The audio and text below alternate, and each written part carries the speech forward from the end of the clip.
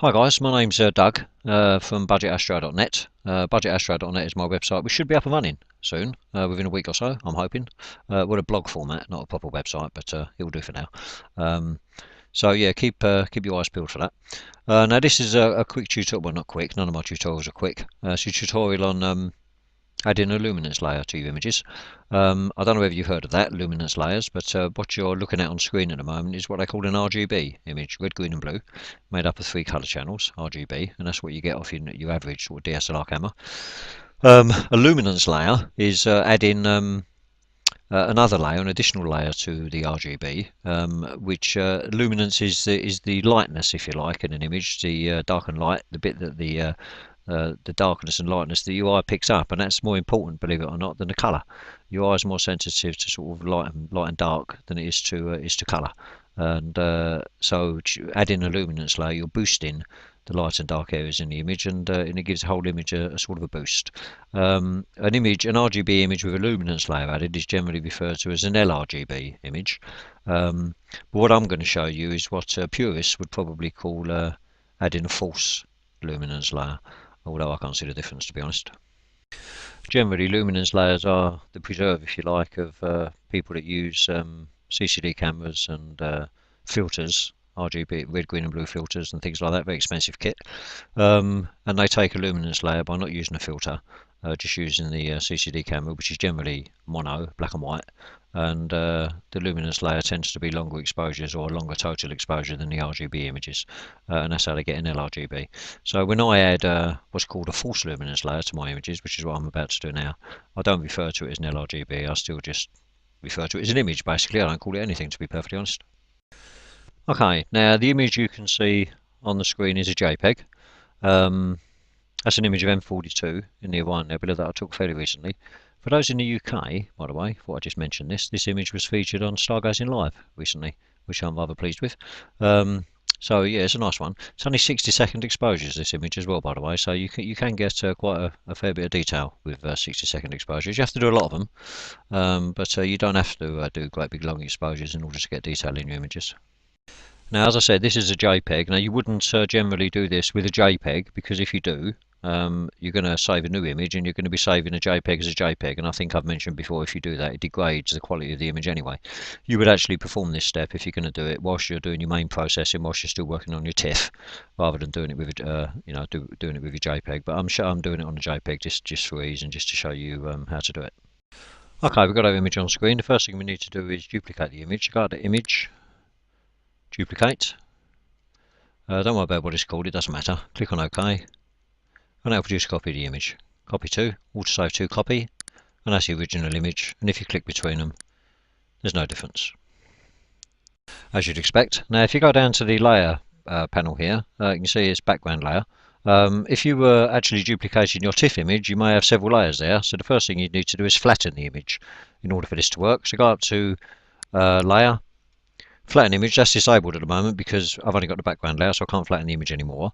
But if there were several layers, that would be enabled, and I click on that and that would flatten the image just down to the background layer, which is what we want. Okay, so make sure you've got just the background layer there, and you're working on your copy. First thing we need to do is go up to Image, Mode, and select Lab Color. RGB is ticked at the moment, which is what you'd expect, but click on Lab Color, and that's done. No change to the image, no change to the layers. Now, if you click on the Channels tab in Lab Color, you'll see the first one is Lab, then Lightness, then A, and then B. And those of you that are switched on will realise that Lab stands for L for Lightness, A for the A channel, and B for the B channel. Now, click on the eyeballs for the A and the B channels, and that just leaves the lightness visible. And if you look at the image, you can see it's monochrome, black and white, and it's just the light and dark areas of the image, and that's the lightness channel, and that's what we want, that's what we're going to work with.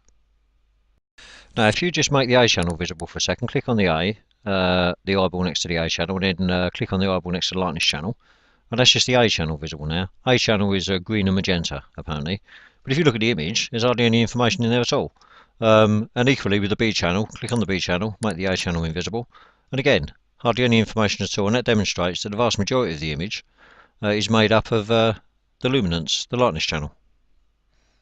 I find that quite amazing, really. I was quite amazed when I discovered that. B, by the way, is blue and yellow. A is green and magenta, and B is blue and yellow, for those who wanted to know. Okay, so we're going to make the luminance channel visible. So untick the B one. Click on the blue box where it says lightness. Click on that just to make that the one that's highlighted. And then do Control A. That selects it all. And then Control C to copy it. Now, having copied it, we go back to our original image, which is still in RGB if you remember.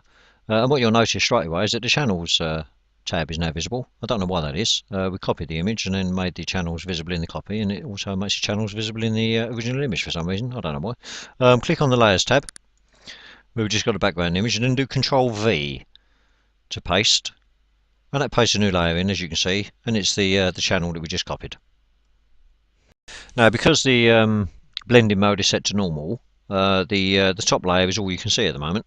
So I'm going to change the blending mode to luminosity, which is the bottom one in the blending mode there. Click on that, and this is the magic.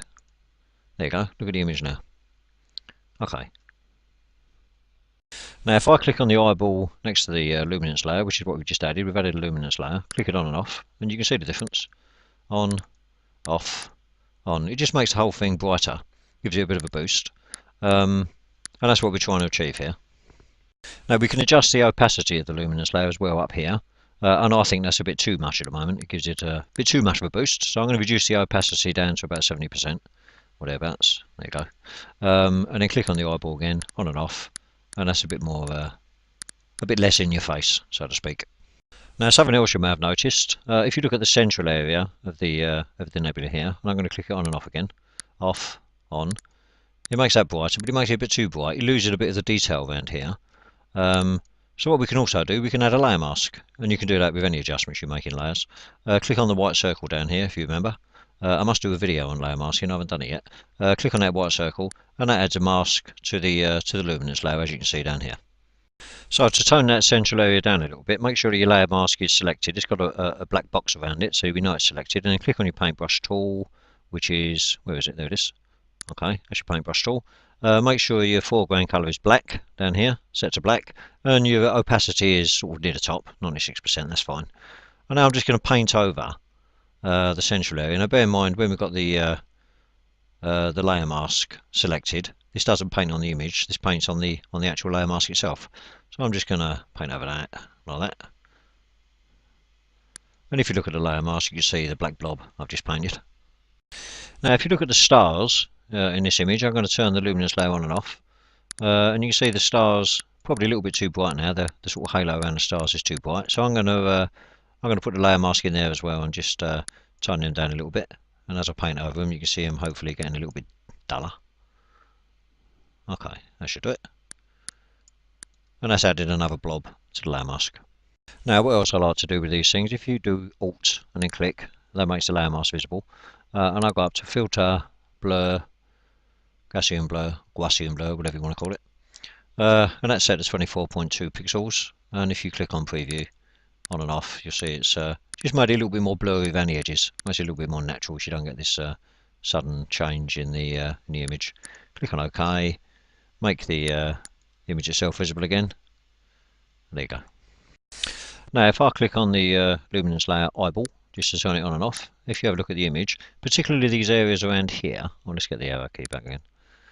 These areas around here, the fainter areas, if I turn the luminance layer off, that's quite faint, luminance layer on, and they're brighter. So if you look at the fainter areas of the image all around the outside, turn it on and off, you can see it's boosted that, but now the stars down here look the same, because I've masked them, and the centre of the image looks the same as well if I turn it on and off, on, centre of the image hasn't changed, just the fainter areas around the outside have got brighter. And there you go. So all you need to do is save the image from here, flatten the image if you want, and then save it as a JPEG. I know it's already a JPEG, but you wouldn't be doing it as a JPEG. And you're sorted. Okay guys, I hope you found that useful, adding a luminance layer. Doesn't always work, I hasten to add. The best thing to do when you're processing an image is give it a try if you want to, see what you end up with. If it makes a difference and it looks better, that's the whole idea, to make it look nice. And if it looks nice to you, then that's fine. Give it a go, but you know, you don't have to use this technique, but it works well on this image, I think, and you may find it useful when you're processing. All right, guys. As I say, I hope you found it useful, and I shall hopefully speak to you again soon.